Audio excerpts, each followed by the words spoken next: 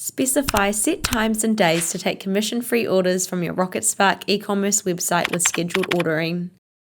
Scheduled ordering is designed to meet the needs of a range of businesses looking to sell online, including bakeries, restaurants, butcheries, florists, cafes, retail, and more. Step 1. Enable scheduled ordering.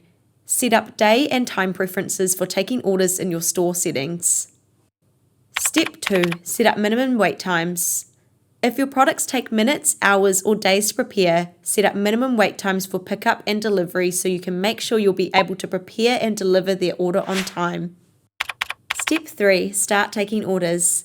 Let customers know that they can visit your website and place an order for pickup or delivery. Payments are made securely through your preferred payment method. Step 4. Prepare the order. Get the order ready to be either picked up or delivered.